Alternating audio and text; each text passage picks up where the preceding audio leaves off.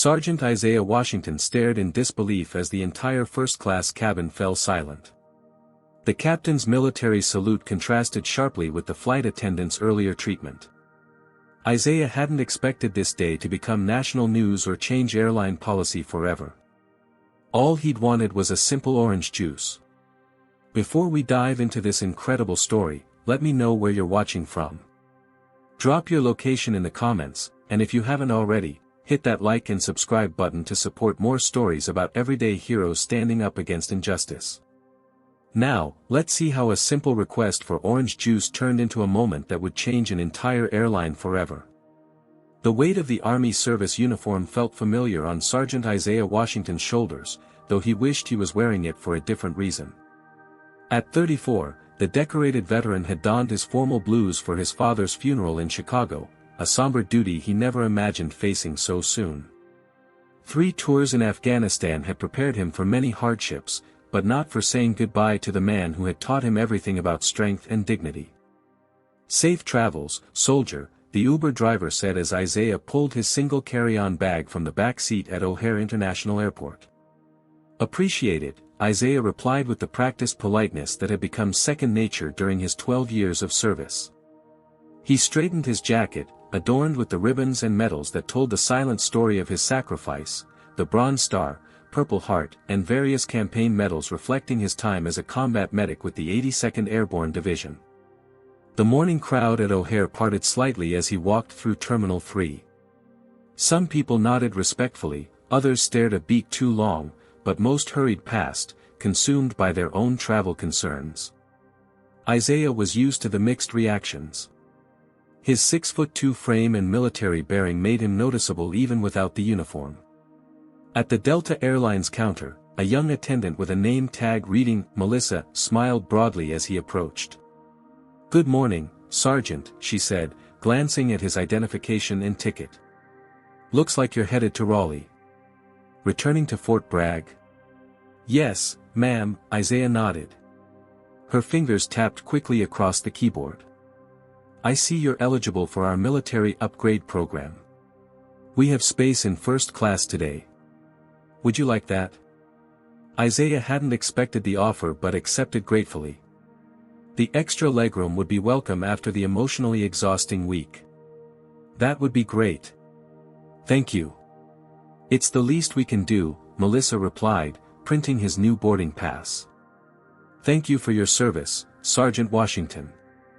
As Isaiah made his way through security, the TSA agents processed him efficiently, one older agent thanking him quietly for his service. The routine was familiar: remove boots, empty pockets, stand with arms raised in the scanner. The process was smooth until a younger agent called for a supervisor to verify something on the scanner. "Is there a problem?" Isaiah asked calmly. "Just procedure, sir," the agent replied without making eye contact. The supervisor, a gray-haired man with tired eyes, approached and glanced at the screen, then at Isaiah. "You're clear to go, Sergeant. Thank you for your patience." Isaiah nodded, collecting his belongings. These small interactions, the slightly longer scrutiny, the extra verification, were nothing new. He had learned long ago which battles were worth fighting and which were better to let pass.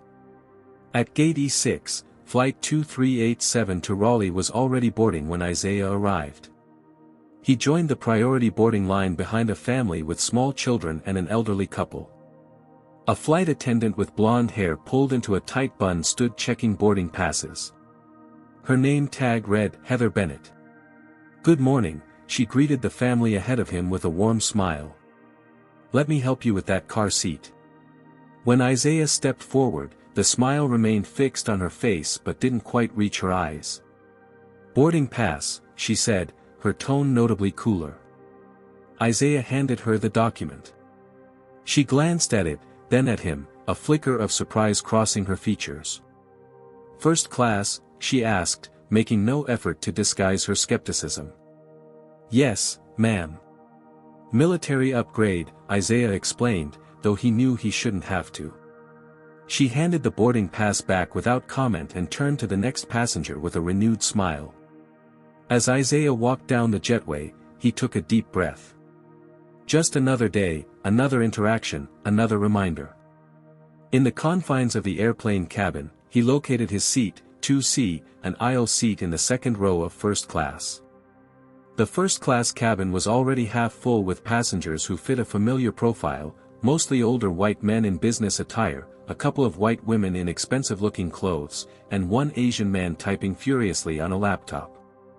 Isaiah stored his bag in the overhead compartment and settled into his seat. The passenger in 2D, a middle-aged white man in a tailored suit, gave Isaiah a quick glance before returning to his phone. In the row ahead, a woman with diamond earrings turned briefly, her eyes lingering on Isaiah's uniform before darting away. Isaiah had felt this atmosphere countless times before, the subtle tension, the unasked questions, the assumption that he was somehow out of place. He took out his phone and texted his sister, about to take off. "See you next leave." Then he switched to airplane mode and closed his eyes, hoping for a moment of peace before takeoff. Heather Bennett had been a flight attendant with Delta for 17 years. At 45, she prided herself on her professionalism and efficiency. She knew the job inside and out, how to calm nervous flyers, handle difficult passengers, and maintain the veneer of pleasant service even on her worst days. As she finished helping a late arrival find space for his oversized bag, she caught herself glancing again at the black soldier in 2C. Something about his presence in first class bothered her, though she would never admit it aloud. In her mind, she told herself it was just unusual, not the kind of passenger they typically saw in the premium cabin. Final preparations, everyone, the lead attendant called, and Heather pushed the thought aside to focus on her pre-flight duties. The boarding door closed, and the safety demonstration began. From his seat, Isaiah opened his eyes to pay attention out of habit and respect. Heather stood in the aisle, demonstrating oxygen mask procedures with practiced movements. When her gaze passed over him, her smile tightened almost imperceptibly. As the plane pushed back from the gate and the engines rumbled to life, Isaiah looked out at the Chicago skyline disappearing behind them. His father would never see that skyline again, and the thought squeezed his heart. He focused on his breathing, on the mission ahead, return to base, resume duties, continue serving. One step at a time, just as his father had taught him. The tension in the cabin remained, invisible but palpable, as the aircraft climbed into the clouds, leaving Chicago behind and carrying with it the brewing undercurrents of a confrontation no one had planned for. The seatbelt sign dinged off 30 minutes into the flight, signaling the beginning of in-flight service. In the first-class cabin of Flight 2387, passengers adjusted their seats and opened laptops or magazines, settling into the comfort their premium tickets had purchased. Heather Bennett emerged from the galley pushing a beverage cart, her practiced smile firmly in place. "Good morning," she greeted the passengers in row 1. "What can I get you to drink? We have mimosas, Bloody Marys, or any other beverage you'd prefer." The businesswoman in 1A requested a mimosa, which Heather served in a real glass with a linen napkin placed delicately on the armrest.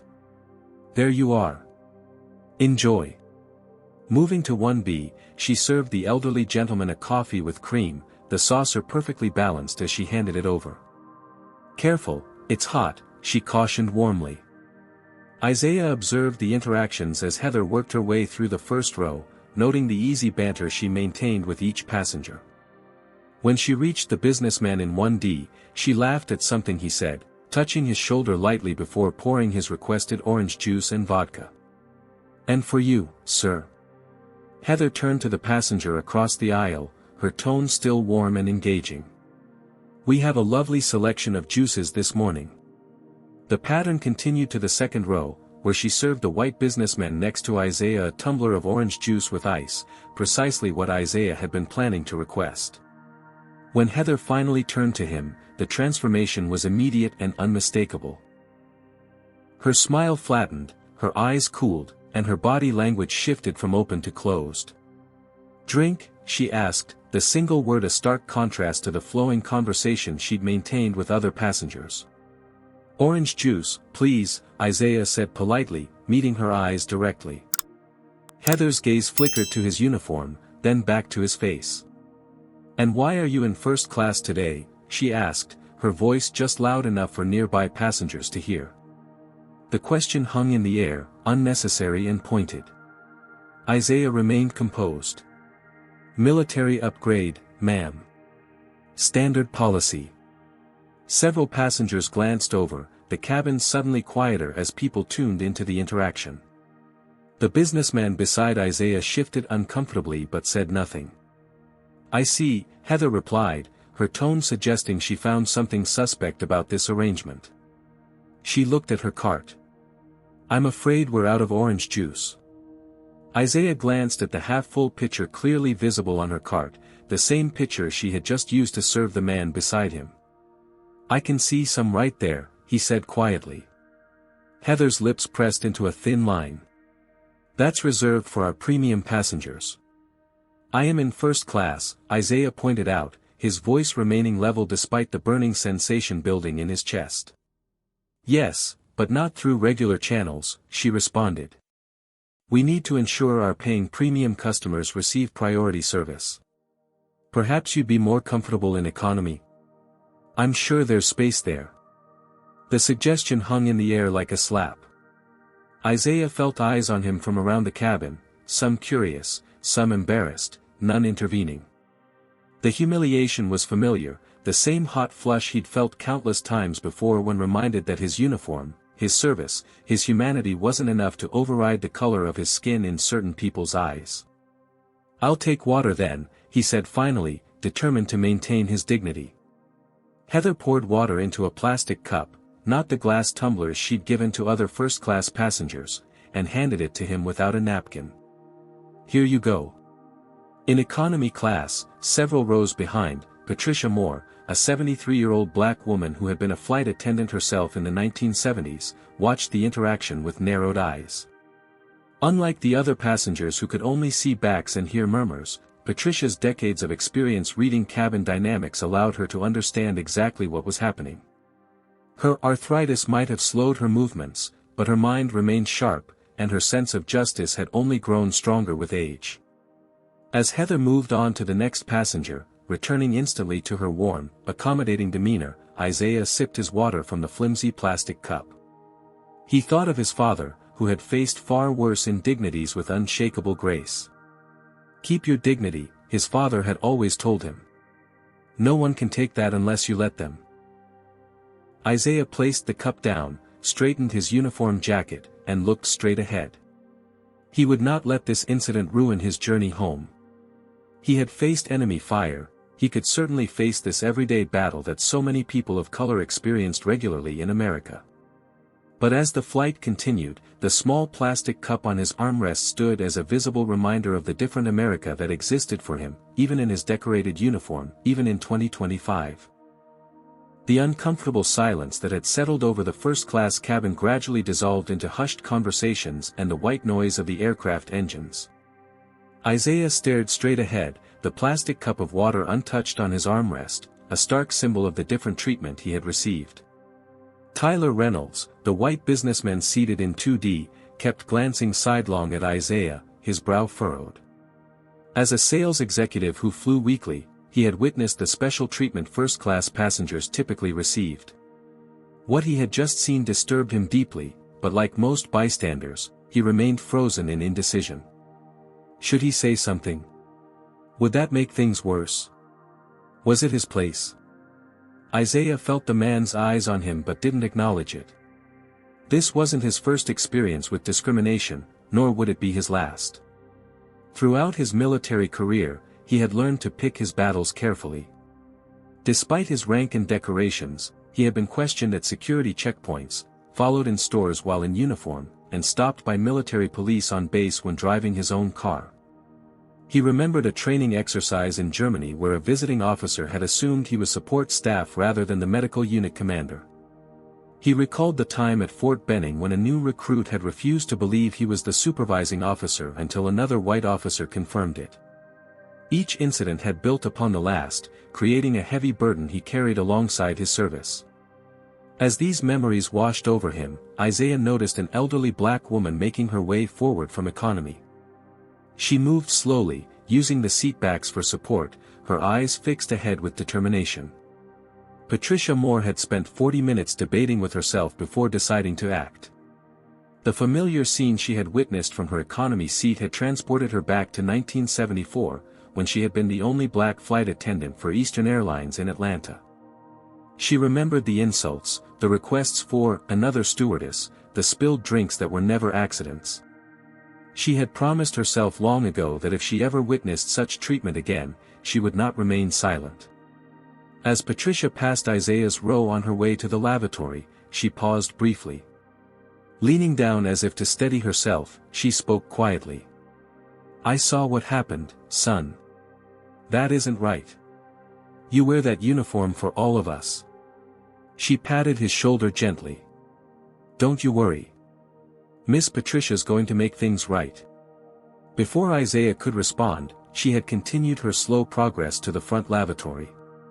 He watched her go, puzzled by her words but touched by the unexpected solidarity. Meanwhile, in the main cabin, word of the incident had begun to spread. A passenger in the bulkhead row who had witnessed the exchange texted her seatmate, "Did you see how that flight attendant treated the soldier in first class? Refused him OJ after serving it to everyone else." The message was shown to another passenger, who whispered to his wife. 2 rows back, a college student who had seen Isaiah boarding in his uniform leaned across the aisle to share what she had overheard. Like a wave rippling outward, awareness of the incident moved through the aircraft. Jasmine Collins, the other flight attendant working the main cabin, noticed the unusual pattern of whispers and glances toward the front of the plane. At 28, she was relatively new to the airline, having worked for Delta for just under 3 years. As a black woman, she had quickly learned to read the subtle dynamics of passenger interactions. "Everything okay?" she asked a regular customer in 14C who usually chatted amiably but now seemed uncomfortable. "Not sure," he replied quietly. "Did something happen in first class? With a military guy?" Jasmine maintained her professional expression while her mind raced. She had noticed the soldier boarding earlier and had felt a flicker of pride seeing another black person in uniform. She had also worked with Heather Bennett enough times to recognize her subtle biases, though they had never discussed them directly. "I'll check on things," she assured him before moving toward the galley to collect more beverages. In the cramped privacy of the galley, Jasmine found Jeff, another flight attendant restocking cups. "Hey, did something happen up front with the passenger in uniform?" she asked casually. Jeff glanced around before leaning closer. Heather refused to give him orange juice, claimed they were out even though they weren't. Then suggested he should be in economy instead. Pretty obvious what was going on. Jasmine felt her stomach tighten. As the most junior crew member, confronting Heather directly would risk her position. Yet doing nothing felt like betrayal of the worst kind. "I'm going to check if they need anything up front," she decided, grabbing a fresh pitcher of water as pretext. When she reached first class, she made eye contact with Isaiah and offered a genuine smile. "Can I get you anything, sir? Perhaps some fresh water?" She deliberately held up the glass tumbler used for first-class service. Isaiah recognized the intentional gesture and nodded gratefully. "Thank you. That would be nice." As Jasmine poured water into the proper glass and placed a linen napkin beside it, she noticed Heather watching from the galley with a tight expression. The small act of defiance might cost her later, but Jasmine knew it was the right thing to do. Back in economy, Patricia Moore had returned to her seat after discreetly passing a note to another flight attendant. On the cocktail napkin, she had written, "Captain needs to know about discrimination against uniformed soldier in 2C by lead FA. Multiple witnesses. Patricia Moore, former FA, seat 23A."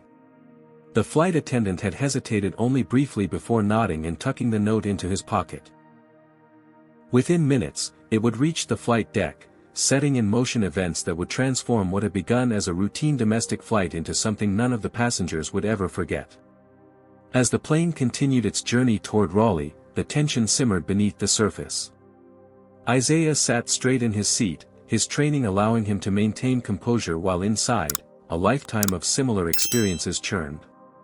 Tyler Reynolds fidgeted with his phone, moral discomfort battling with his instinct to avoid conflict. Patricia Moore sat with the quiet satisfaction of someone who had finally taken action after years of witnessing injustice. And throughout the cabin, the whispered story continued to spread, passenger by passenger, row by row. The incident might have ended there, one more indignity to be endured, one more story to be added to countless others, had it not been for a handwritten note now making its way to the captain's hands. Captain Darren Mitchell had been flying commercial aircraft for 23 years, the last 15 with Delta. At 51, the former Air Force pilot ran his flights with military precision and a deep commitment to professionalism. The cockpit was his domain, and he rarely involved himself with cabin matters unless safety was concerned. Which was why First Officer Kevin Bailey looked surprised when Captain Mitchell frowned at the handwritten note that had just been delivered to the flight deck. "Problem?" Bailey asked, adjusting a control as they cruised at 35,000 feet. Mitchell read the note again. "Maybe. Passenger alleges discrimination against a soldier in first class." He typed quickly into the aircraft's communication system, pulling up the passenger manifest. His eyes scanned the list until he found Seat 2C, Washington, Isaiah T., with a military designation clearly marked. "Says here he's a sergeant with the 82nd Airborne," Mitchell noted, his frown deepening. As a former Air Force captain who had served before transitioning to commercial aviation, Mitchell felt a particular kinship with military personnel. His own son was currently serving with the Navy in San Diego. "Want me to call back and ask about it?" Bailey offered. Mitchell tapped the note thoughtfully.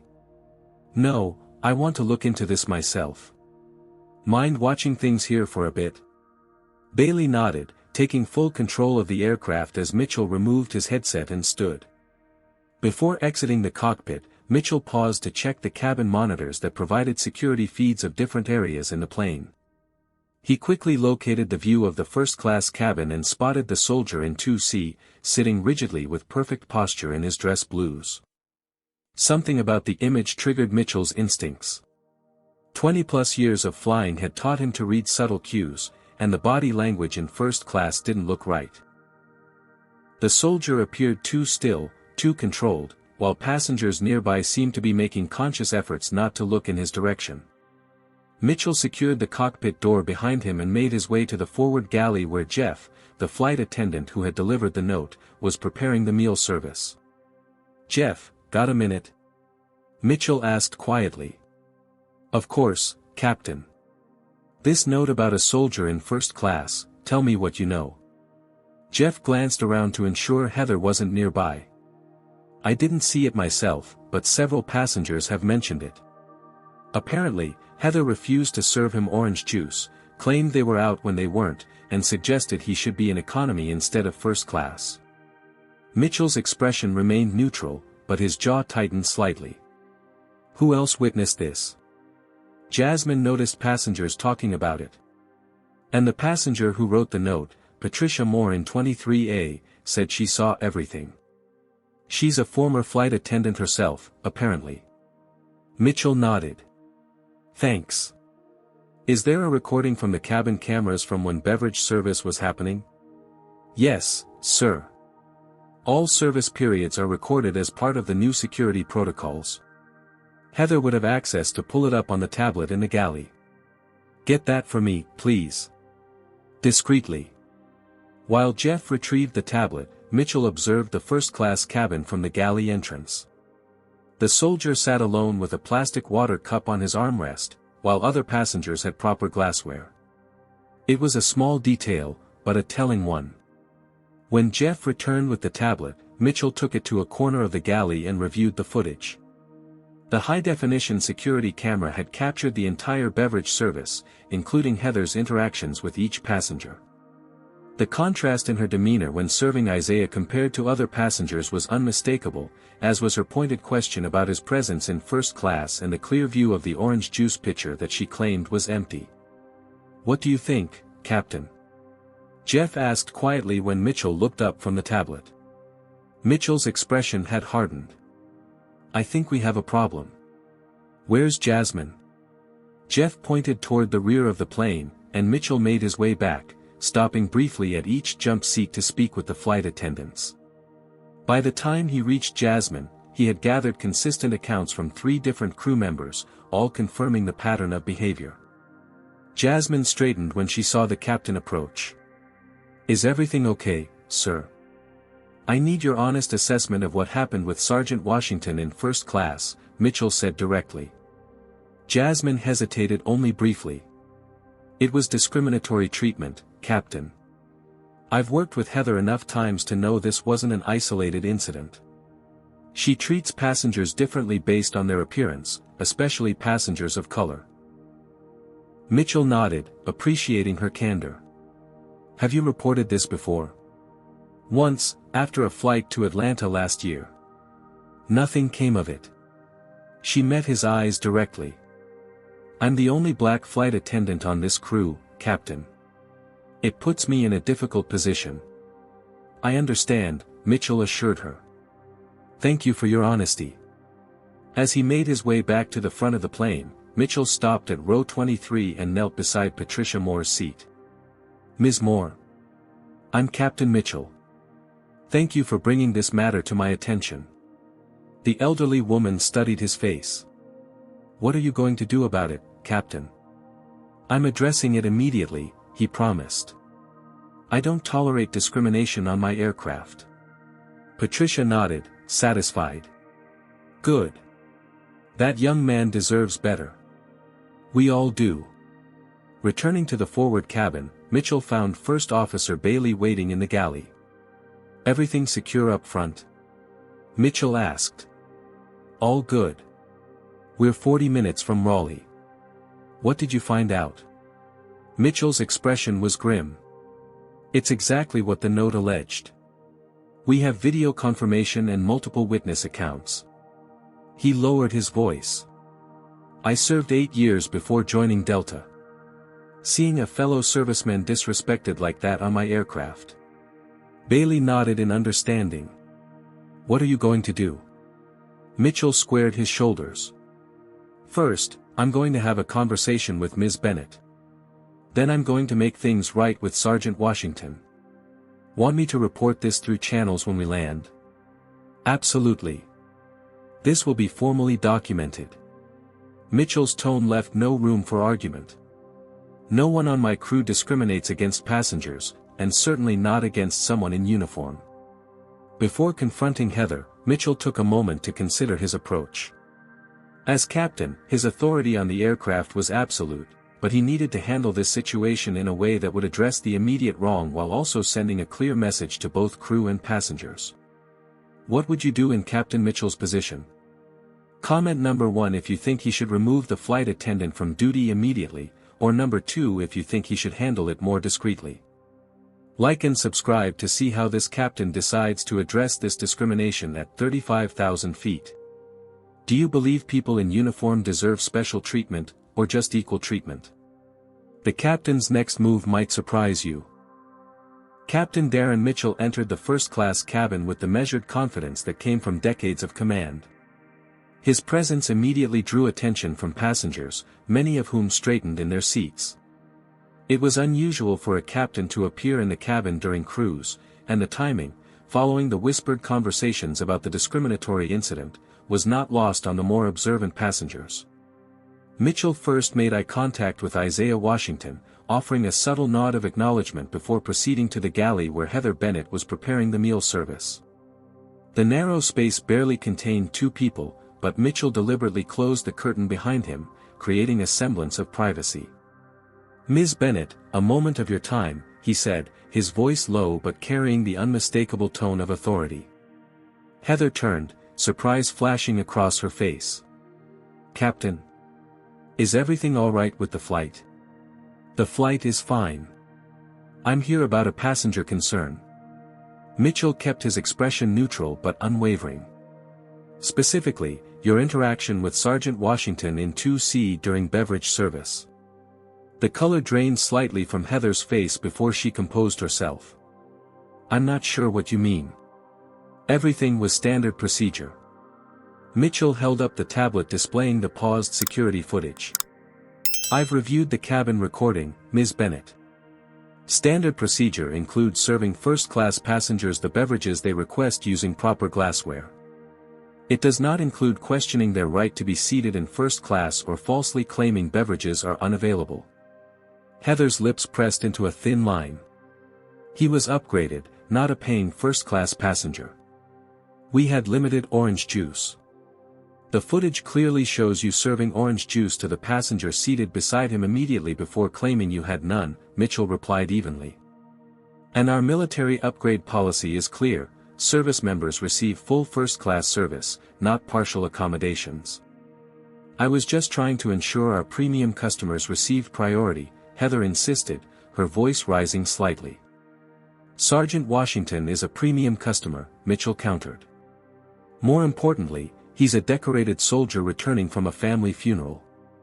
But even if he were neither of those things, he deserves the same respect and service as every other passenger on this aircraft." Mitchell took a step closer, lowering his voice. "Ms. Bennett, I've spoken with other crew members and multiple passengers. This isn't an isolated incident, is it?" Heather's defensive posture faltered slightly.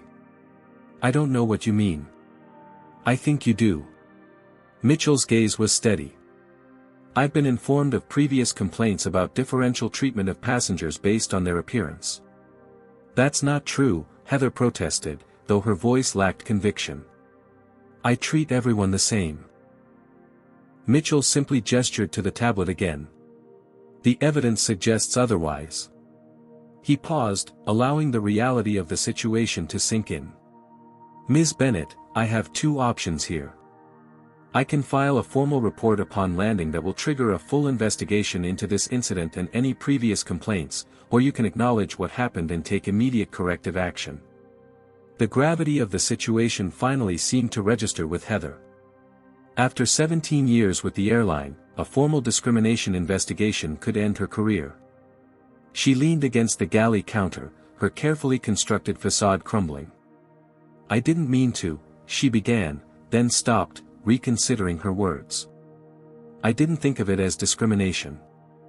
I just thought, he didn't look like he belonged in first class." "And why is that, Ms. Bennett?" Mitchell pressed. "What about Sergeant Washington made you question his belonging there?" The directness of the question forced Heather to confront the uncomfortable truth. In the cramped galley, facing both the evidence and her captain's unwavering stare, she couldn't avoid the realization that had been lurking beneath her actions. I don't know," she admitted finally, her voice barely audible. "I guess I made assumptions I shouldn't have." Mitchell let the admission hang in the air for a moment. "Assumptions that you don't make about other passengers who look different?" Heather's shoulders sagged slightly. "Yes. That, Ms. Bennett, is the definition of discrimination." Mitchell's tone remained professional but left no room for denial.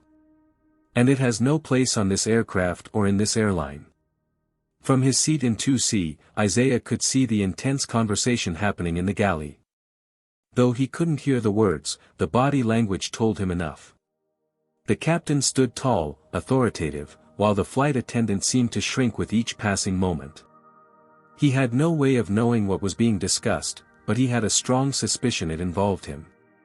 In the galley, Mitchell laid out his expectations clearly. "Here's what's going to happen. You will apologize to Sergeant Washington, properly and sincerely. You will ensure he receives the full first-class service for the remainder of this flight. And when we land, you will report to your supervisor for a complete review of this incident." Heather nodded, the reality of her situation finally sinking in. "Yes, Captain. I should also inform you that I will be making a public statement to the cabin addressing what happened," Mitchell continued. "Not to humiliate you, but because the other passengers witnessed the discrimination and need to see it addressed." "Is that really necessary?" Heather asked, alarm crossing her features. "Yes, it is," Mitchell replied firmly. "Accountability isn't just private. The harm was public, and so should be the correction." He paused, his expression softening slightly. "MS. "I accept your apology," he said simply, choosing to take the high road as his father had taught him. Heather nodded, unable to maintain eye contact. "I'll bring you proper refreshments right away." As she turned to leave, Mitchell placed a hand lightly on Isaiah's shoulder. "Sergeant, with your permission, I'd like to address the cabin about what happened. Not to embarrass you, but to ensure everyone understands that discrimination isn't tolerated on Delta flights." Isaiah considered this for a moment. His instinct was to decline, to avoid further attention. But he thought about his father's voice in his head, "Sometimes standing up isn't just for you, but for everyone who comes after you." He nodded his consent. "Thank you," Mitchell said. "Now, let's get you that orange juice you requested." The intercom chimed throughout the aircraft, drawing the attention of all passengers. Captain Darren Mitchell stood at the front of the first-class cabin, his commanding presence ensuring that every eye was on him. "Ladies and gentlemen, this is Captain Mitchell speaking. I apologize for interrupting your flight, but there's an important matter I need to address with everyone aboard." The cabin fell silent. Even the ambient conversations in economy quieted as passengers sensed the unusual gravity in the captain's voice. "Earlier during our beverage service, an incident occurred that I feel compelled to acknowledge publicly. One of our passengers, Sergeant Isaiah Washington of the United States Army's 82nd Airborne Division, was treated in a manner inconsistent with Delta's policies and, more importantly, inconsistent with the basic respect all our passengers deserve." Isaiah sat straight in his seat, maintaining his military bearing even as he became the focal point of attention. He felt the eyes of other passengers on him but kept his gaze forward, the way he had been trained to stand at attention during inspections and ceremonies. Sergeant Washington was denied the same level of service provided to other first-class passengers and had his right to be seated in this cabin questioned, despite being here through our military upgrade program. Mitchell paused, allowing his words to resonate throughout the cabin. "At Delta Airlines, we have zero tolerance for discriminatory treatment of any kind. I want to make it absolutely clear that what happened was unacceptable and does not represent the values of this airline or the thousands of dedicated professionals who work for it." In economy class, Patricia Moore nodded in satisfaction, a lifetime of similar experiences making this public acknowledgement particularly meaningful. Across the aisle from her, a middle-aged white woman leaned over and whispered, "Good for the captain." Mitchell continued, his voice firm but not accusatory.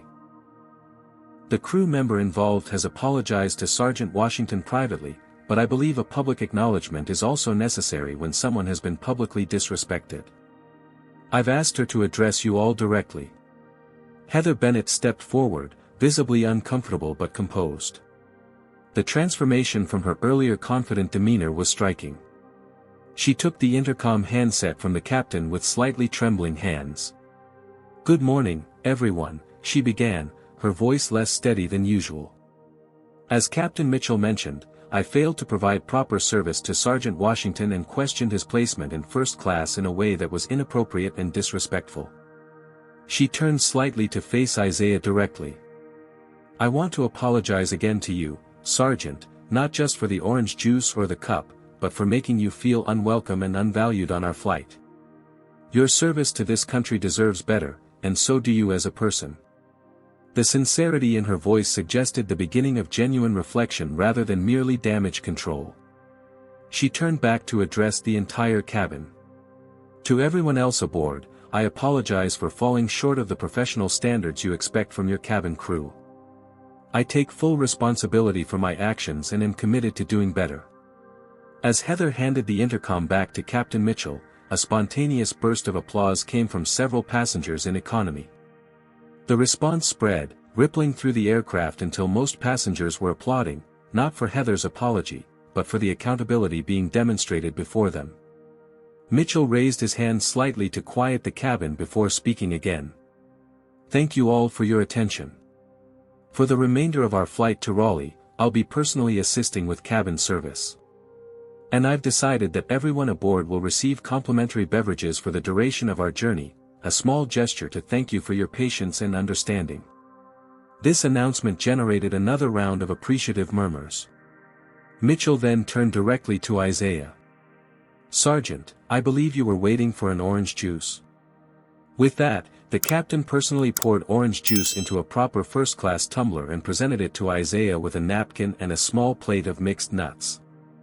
The gesture was symbolic but powerful, the highest-ranking officer on the plane personally serving someone whose dignity had been compromised. As conversations resumed throughout the cabin, passengers processed what they had witnessed. For many, it was the first time they had seen discrimination directly addressed and corrected in real time rather than ignored or minimized. Tyler Reynolds, the businessman seated next to Isaiah, finally broke his silence. "That took guts," he said quietly. "Both from you and the captain." Isaiah took a sip of his orange juice before responding. "Acknowledging wrong shouldn't require courage, but it often does. I'm just glad the captain saw it that way too. I should have said something when it happened," Tyler admitted, guilt evident in his expression. "I knew it wasn't right." "Being aware is the first step," Isaiah replied diplomatically, though part of him wished someone, anyone, had spoken up in the moment. Across the aisle, a woman who had witnessed everything leaned forward. "My brother serves in the Marines. The way you were treated was shameful, but how you handled it was admirable."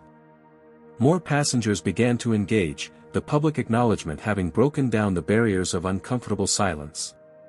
An elderly white couple from the row ahead turned to express their support.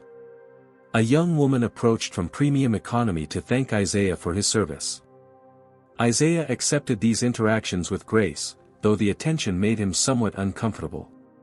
He hadn't asked to become the center of this situation, he had simply wanted the same orange juice served to the passenger beside him.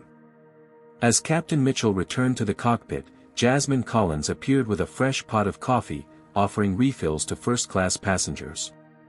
When she reached Isaiah, she gave him a genuine smile. "Thank you," she said softly.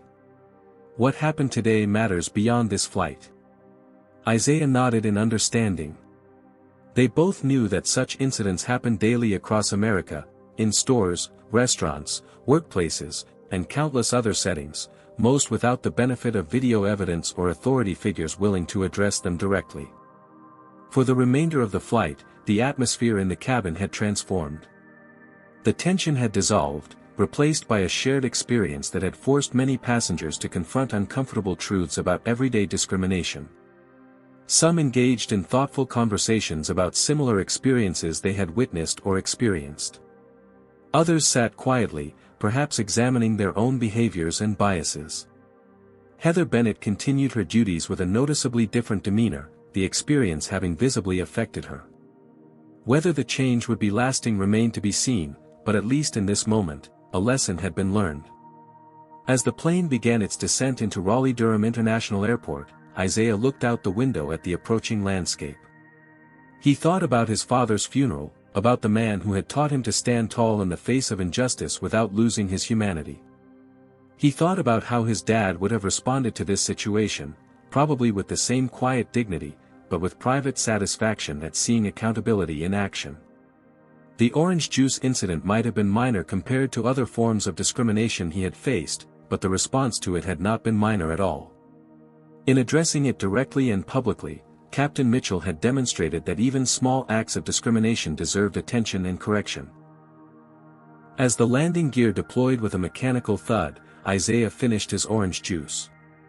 The simple beverage had transformed into something much more significant, a symbol of equal treatment, of accountability, and of the possibility that change, however incremental, was possible. The wheels of Flight 2387 touched down at Raleigh-Durham International Airport at 11:43 a.m., just 7 minutes behind schedule. As the aircraft taxied toward the terminal, passengers began the familiar routine of gathering belongings and checking phones that had been in airplane mode. What was not routine, however, was the barrage of notifications that greeted many of their screens as cellular service reconnected. Tyler Reynolds, still seated beside Isaiah, let out a low whistle as he scrolled through his Twitter feed. "Looks like you're trending, Sergeant." Isaiah glanced over, confused. "What?" Tyler turned his phone screen, showing a video that had already amassed thousands of views. The shaky footage, clearly taken from several rows behind, captured Captain Mitchell's public address to the cabin and Heather's subsequent apology. The caption read, "Delta Captain publicly calls out flight attendant for refusing to serve black soldier in uniform. This is leadership."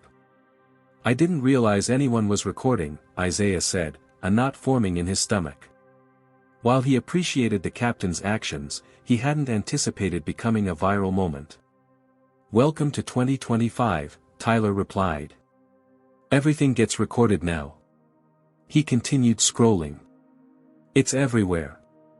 LinkedIn, Twitter, TikTok, someone even added dramatic music to it."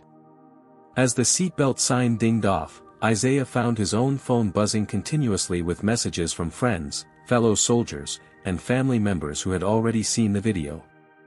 "You okay?" a text from his sister read.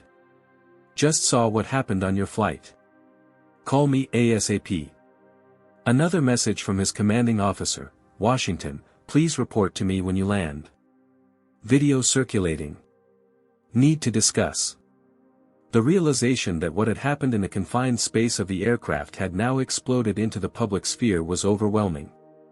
Isaiah had never sought attention for the discrimination he faced. Like many, he had simply developed strategies to navigate it with his dignity intact.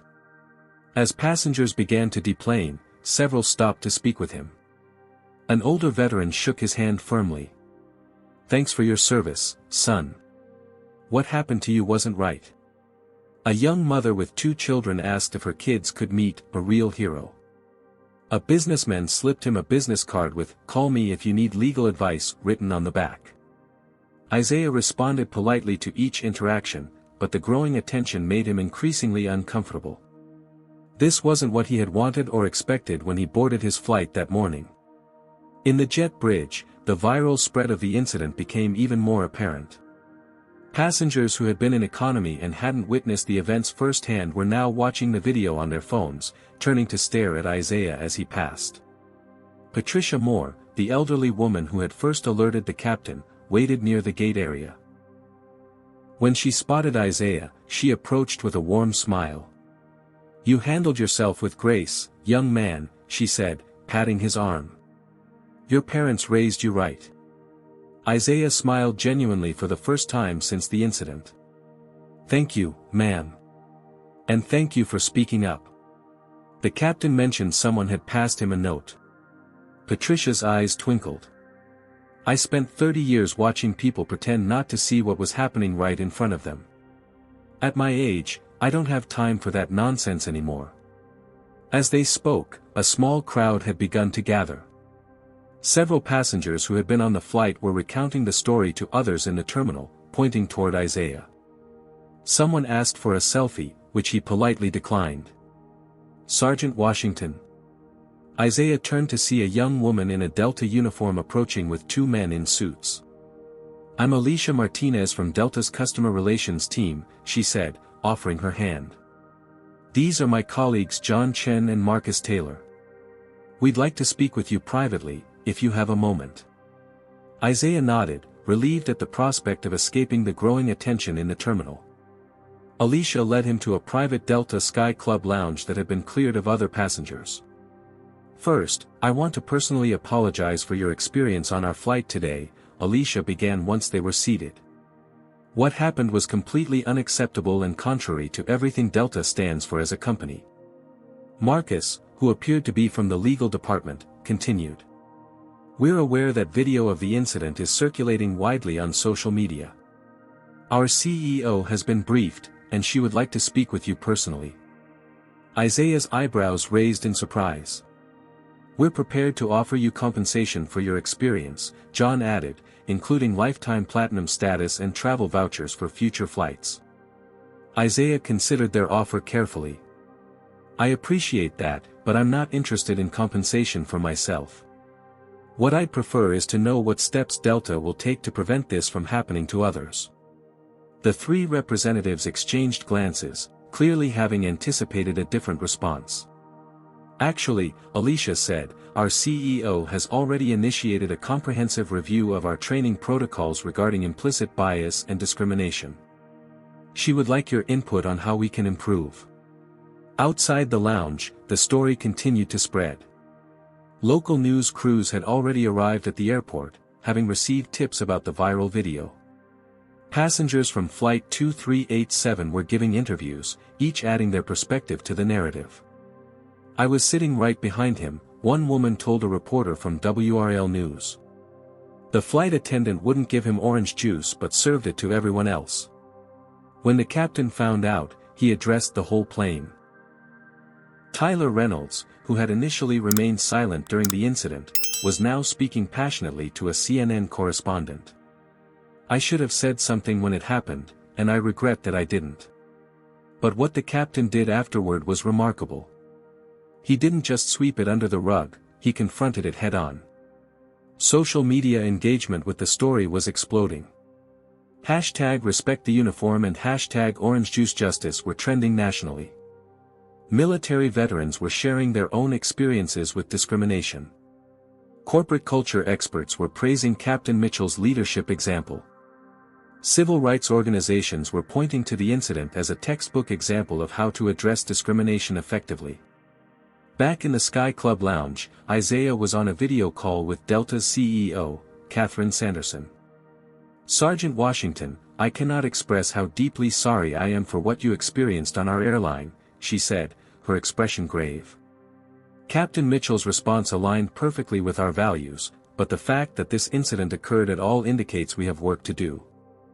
Isaiah appreciated her directness. "Ms. Sanderson, I've experienced similar situations throughout my life, in and out of uniform. What made today different wasn't the discrimination itself, it was that someone in authority actually addressed it. That's a powerful insight," she acknowledged. "And it's why I'd like to invite you to help us develop new training protocols for our staff. Your perspective would be invaluable." As they discussed potential changes to Delta's policies, Isaiah's phone continued to buzz with notifications. His sister had texted that multiple news outlets were trying to reach him for comments. His Army unit's social media page was being flooded with supportive messages. Several celebrities had shared the video and praised his composure under pressure. By the time Isaiah finally exited the airport, a small crowd of reporters was waiting. Camera lights flashed as he emerged, microphones thrust forward eagerly. "Sergeant Washington. How do you feel about becoming a symbol for military respect? Will you be taking legal action against Delta? What message do you have for others who face discrimination?" Isaiah paused, considering whether to respond. He had never sought this spotlight, but now that it had found him, perhaps there was an opportunity to say something meaningful. "I joined the Army to serve my country, all Americans," he said carefully. Today, Captain Mitchell showed what true leadership looks like, addressing problems directly rather than pretending they don't exist. That's all any of us want when we face discrimination: acknowledgement and correction, not denial and dismissal. With that brief statement, he continued walking toward the waiting shuttle that would take him back to Fort Bragg. Behind him, reporters continued shouting questions, but Isaiah had said what mattered most to him. As the shuttle pulled away from the terminal, Isaiah checked his phone one more time. The video had now been viewed over 3 million times. News articles were analyzing the incident from every angle. Corporate leadership consultants were already citing Captain Mitchell's response as a case study in ethical management. What had begun as a routine flight home after his father's funeral had somehow transformed into a national conversation about respect, accountability, and the ongoing reality of racial discrimination in America. Isaiah wasn't sure how he felt about being at the center of it all, but as his father would have said, sometimes the path chooses you rather than the other way around. The shuttle merged onto the highway, heading toward Fort Bragg. Isaiah closed his eyes, suddenly exhausted from the emotional weight of the day. All he had wanted was orange juice. What he had received instead was something far more complex, a moment of public reckoning that would continue to reverberate long after this day ended. 2 weeks after Flight 2387 landed in Raleigh, Sergeant Isaiah Washington sat in his barracks at Fort Bragg, scrolling through his email. The orange juice incident, as it had come to be known online, had refused to fade from public consciousness. Instead, it had catalyzed conversations about discrimination, accountability, and leadership across multiple sectors of American society.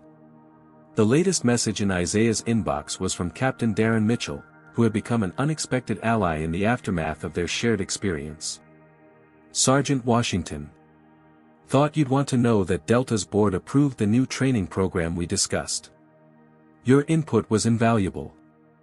The CEO is calling it the Mitchell-Washington Protocol. Despite my objections to having my name attached, this was about doing what's right, not recognition.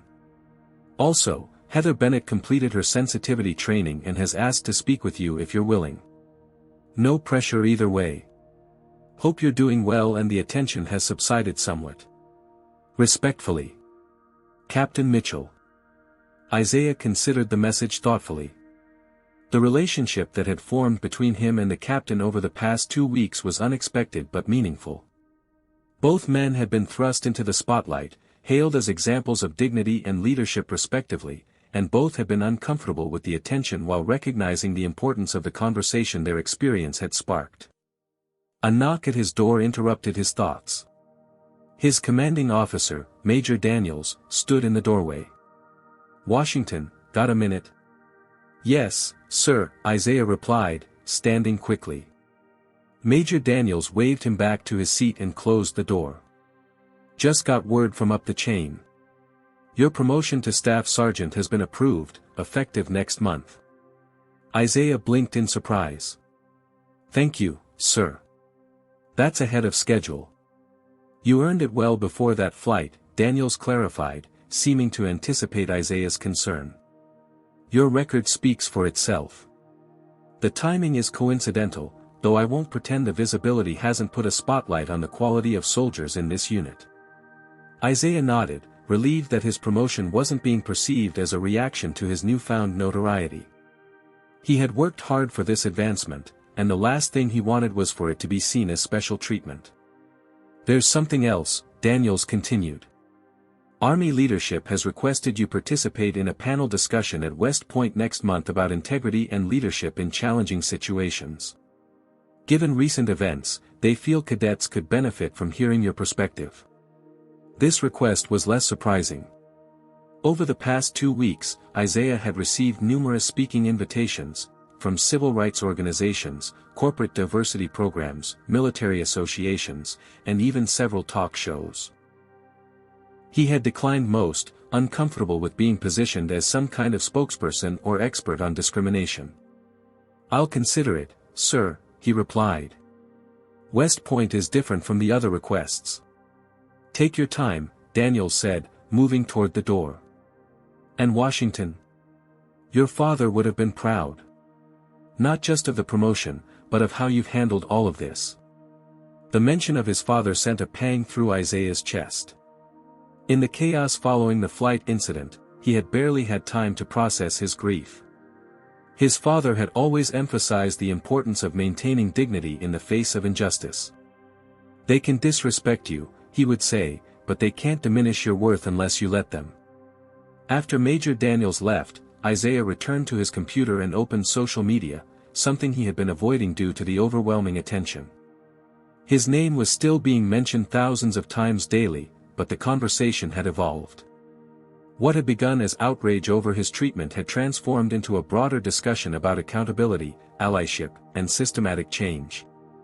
One hashtag in particular caught his attention, #AskTheQuestionChallenge, where people were sharing moments when they had questioned or called out discriminatory behavior they witnessed.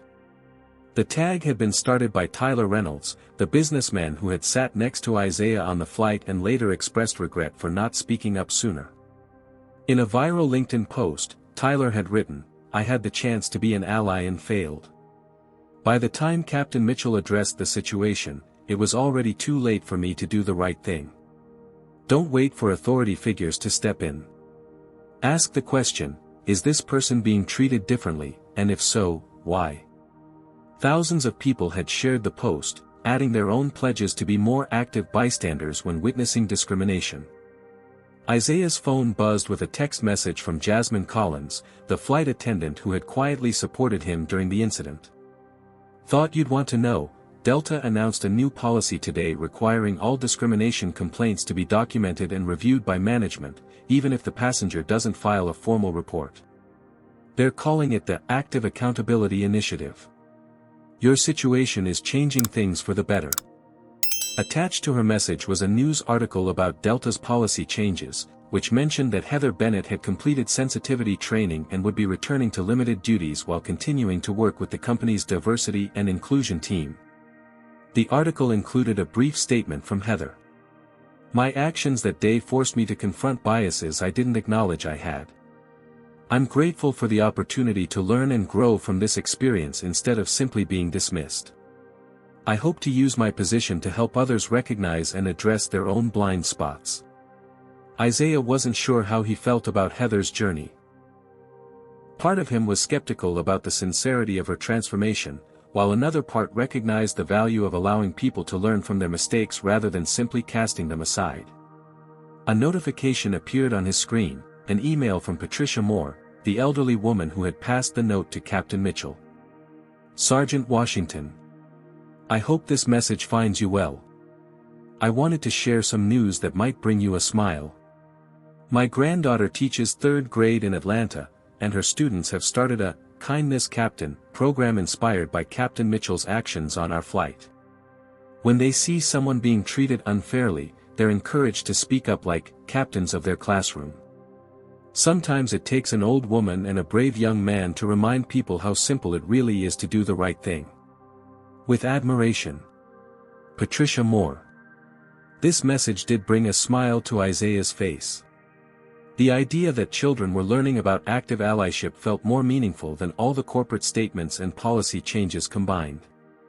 As evening approached, Isaiah prepared for a video call he had been anticipating with mixed emotions, a conversation with Delta's CEO and her executive team about the company's new training protocols. Despite his initial reluctance to engage with the airline beyond his personal experience, Isaiah had ultimately decided that having input into systematic changes was too important an opportunity to decline. He had spent hours preparing his thoughts, focusing on practical steps that could make a real difference, requiring implicit bias training for all customer-facing staff, establishing clear procedures for addressing discriminatory incidents in real time, creating anonymous reporting systems for both passengers and employees, and implementing regular audits of service quality across different passenger demographics. At precisely 7 p.m., Isaiah's laptop chimed with the incoming video call. On his screen appeared a grid of faces: Delta's CEO Catherine Sanderson, her Chief Diversity Officer, the Vice President of Flight Operations, the Head of Flight Attendant Training, and in the center, Captain Darren Mitchell. "Sergeant Washington," Catherine began, "thank you for joining us and for your willingness to help transform an unfortunate incident into an opportunity for meaningful change." Isaiah nodded, glancing at Captain Mitchell, who gave him a subtle nod of encouragement. "Before we begin," Isaiah said, gathering his thoughts, "I want to be clear about something. What happened to me on that flight happens to people of color every day across America, in situations far less public and with no cameras recording. The only unusual thing about my experience was that someone with authority chose to address it directly." There was a moment of silence as his words registered with the executives.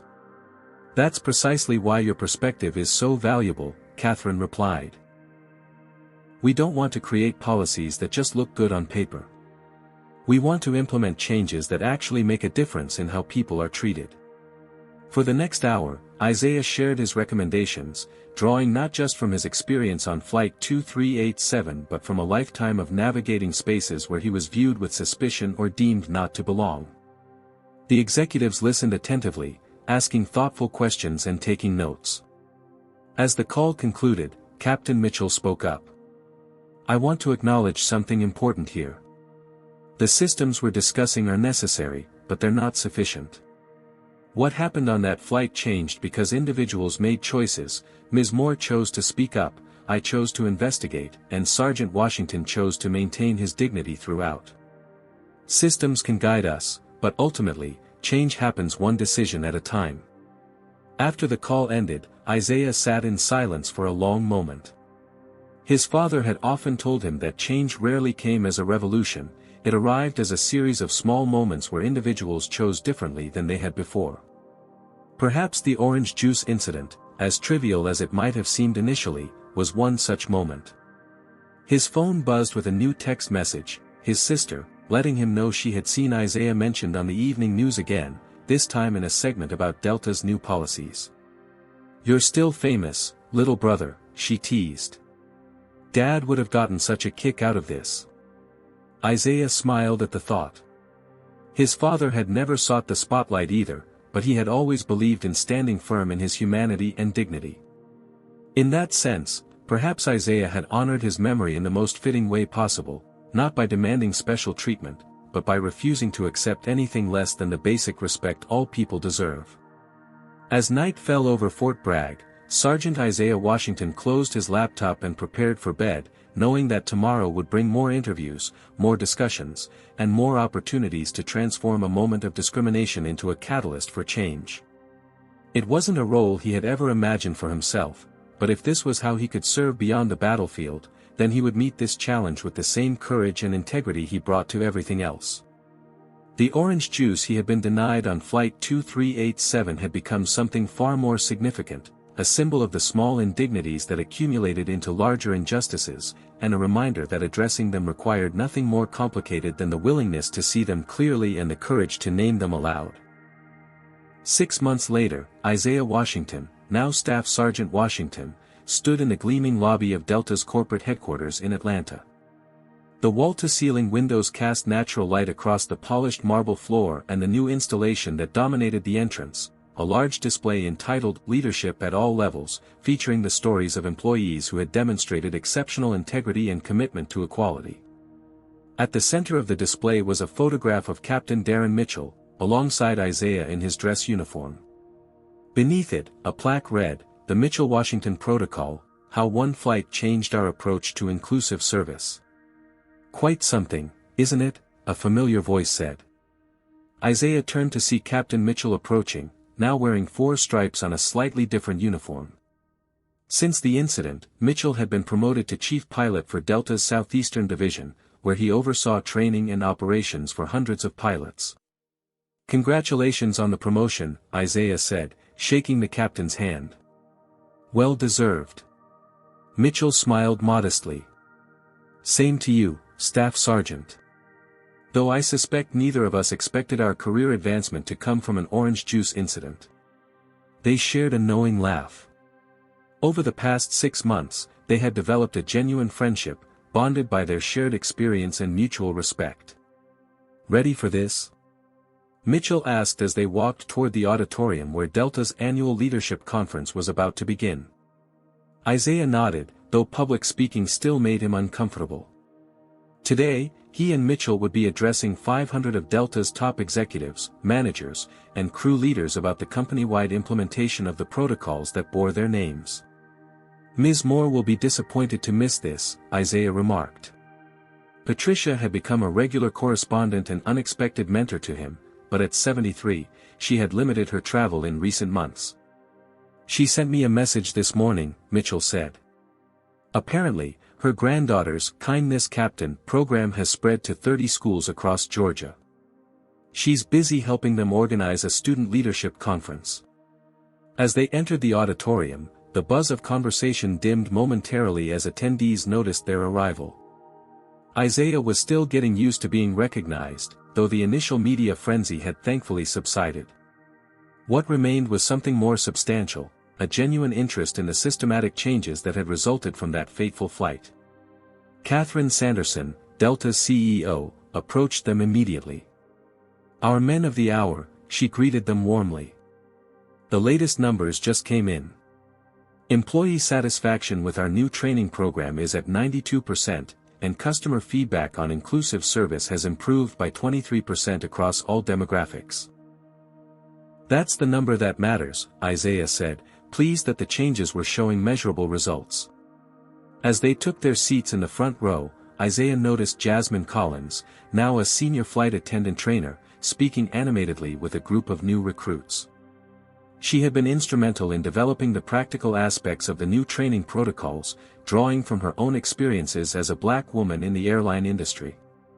The lights dimmed, and Catherine took the stage to begin the conference.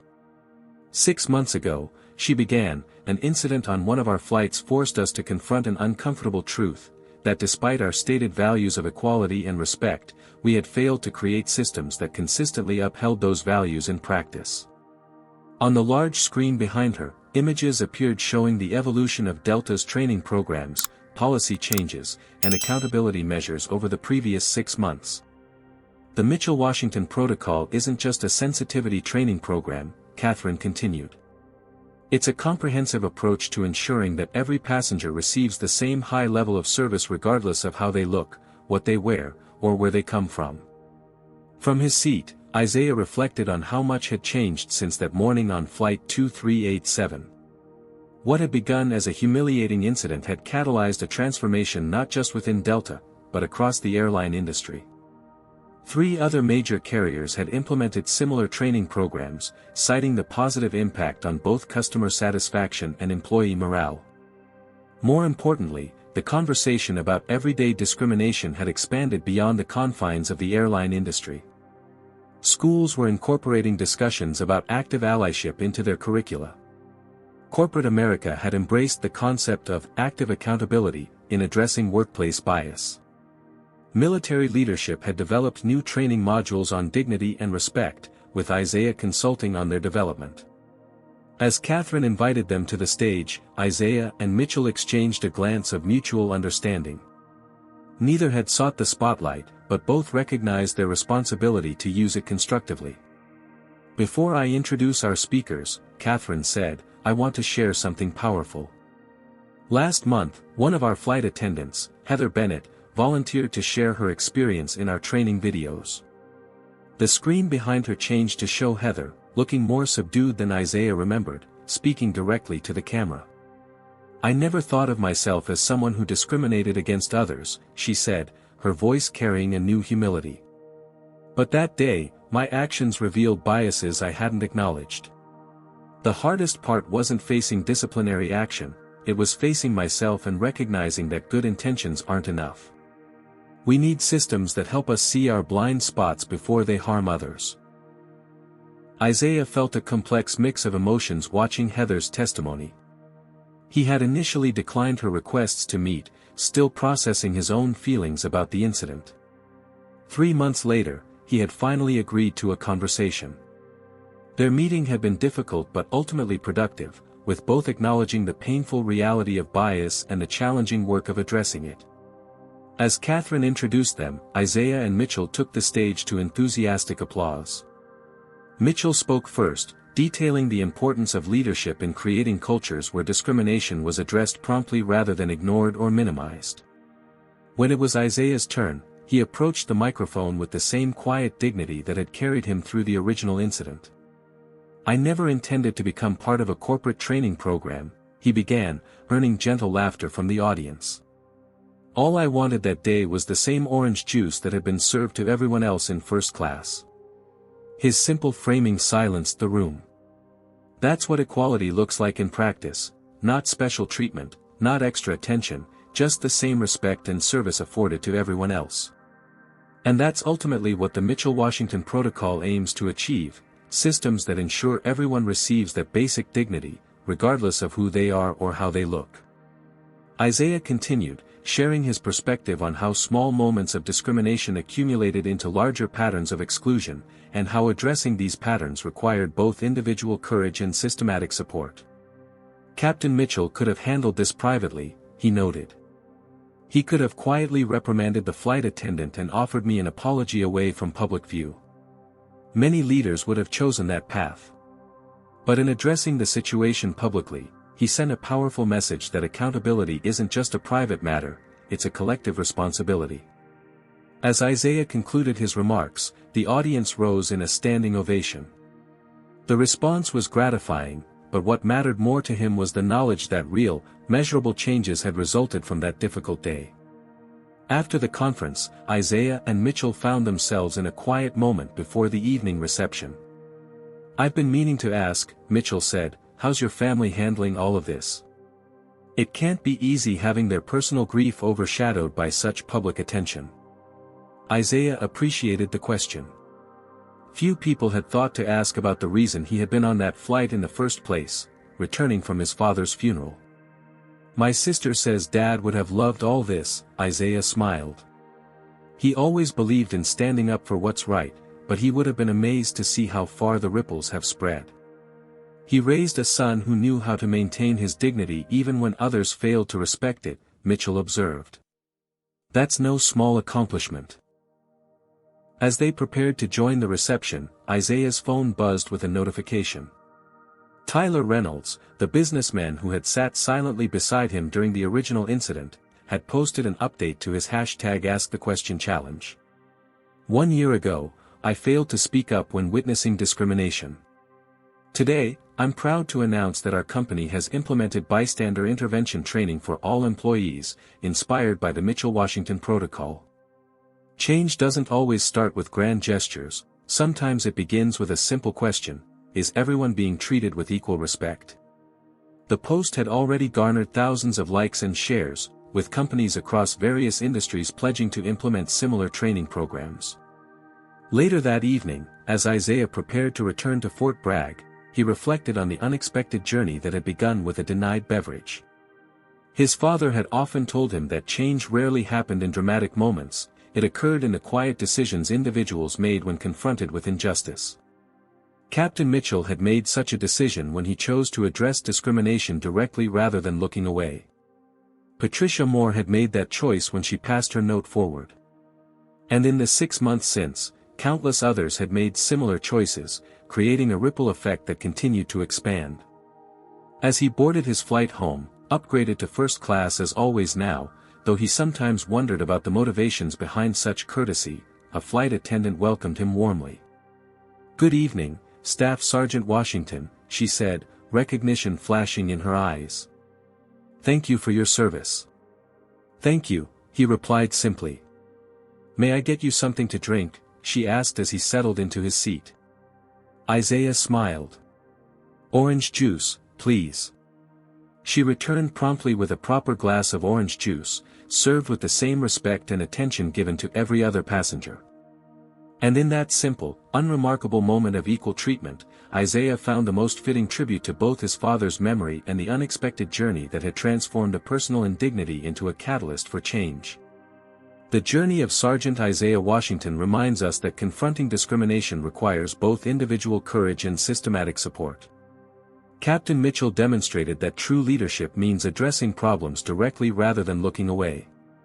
When those in positions of authority choose accountability over comfort, real change becomes possible. Patricia Moore showed us that age doesn't diminish our responsibility to speak up when witnessing injustice. Sometimes, all it takes is one person willing to say, "This isn't right," to set transformation in motion. The ripple effects of this incident, from corporate policy changes to classroom kindness programs, prove that addressing even small instances of discrimination can catalyze broader social change. The most powerful message comes from Isaiah himself: equality isn't about special treatment, it's about receiving the same basic dignity and respect afforded to everyone else. In our daily lives, we all face moments where we can choose to be bystanders or upstanders. The Mitchell-Washington Protocol reminds us that systems can guide us, but ultimately, change happens one decision at a time. Have you ever witnessed discrimination but weren't sure how to respond? Or have you been the lone voice speaking up when others remain silent? Share your experience in the comments below. Your story might inspire others to find their courage in similar situations. If this account of standing up against racism moved you, please hit the like button and subscribe for more powerful stories about everyday heroes confronting injustice. Remember to share this video with someone who needs to hear that their voice matters when challenging discrimination. Thank you for joining us on this journey from a denied orange juice to a movement for accountability and respect. May we all find the strength to be kindness captains in our own communities. Until next time, keep standing tall and speaking up when it matters most.